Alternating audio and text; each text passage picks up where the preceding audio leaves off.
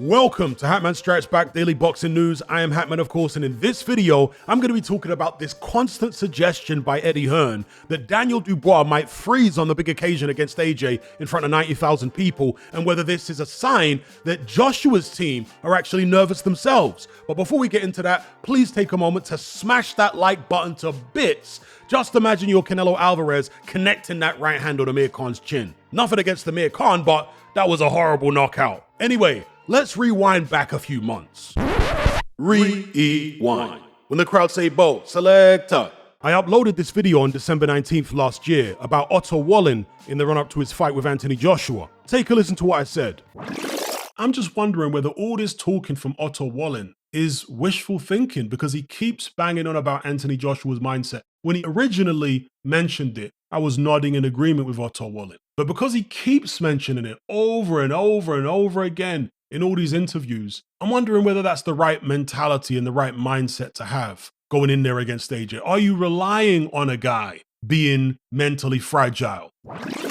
You see, speculating about a fighter possibly being mentally shot or psychologically fragile is something which only people on the safe side of the ropes can afford to indulge in. People like us, boxing fans, YouTubers, pundits, trainers even. But the fighters themselves cannot afford to engage in this type of frivolous speculation in relation to their opponents. You cannot rely on the guy in the other corner being mentally fragile. That way lies damnation. You have to expect the best, most confident version of him to turn up and fight you. That way you'll be properly prepared. And most importantly of all, I want to hear you focusing on yourself, how you're feeling, what you're doing in preparation for a fight. Not how you think your opponent's holding up, because if you're constantly banging on about how your opponent is mentally fragile, that's often an indication that you're not completely confident, that perhaps you think he needs to be psychologically compromised in order for you to beat him. That's the vibe I got off Otto Wallin in the run-up to the AJ fight. And with Eddie Hearn in the run-up to this AJ Dubois fight, is he giving off the same vibes? That's a question. Let me know what you guys think in the comment section below, because in damn near every interview now, Eddie Hearn's talking about Daniel Dubois potentially freezing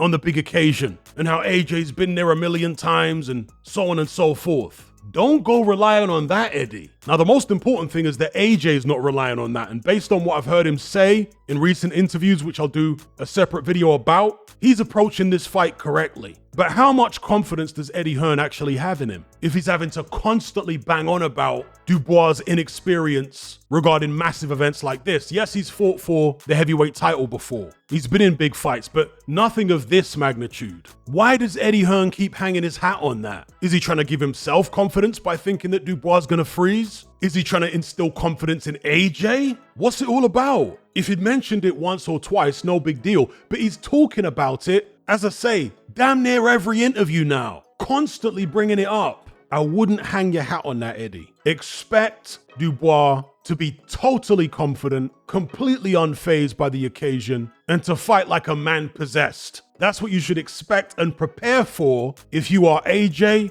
or anyone on his team. You do not have the luxury of indulging in frivolous speculation about Daniel Dubois' psychological state that we, the fans, have. If we underestimate Daniel Dubois, there's no consequences for us, unless you're betting on the fight, but there is consequences for you, Team Joshua. Anyway, let me know what you guys think about all this in the comment section below. Let me know what you think, and don't forget to smash the like button, share the video, subscribe if you haven't done so already, and stay tuned for my next upload. Thanks for watching. Are you sick and tired of the mainstream mindset? Does the dogmatic conformity and pathological ignorance have you tearing your hair out in frustration? Then don't be alone. Come and join our brotherhood on Patreon. We stand as a beacon of reason against an army of insanity.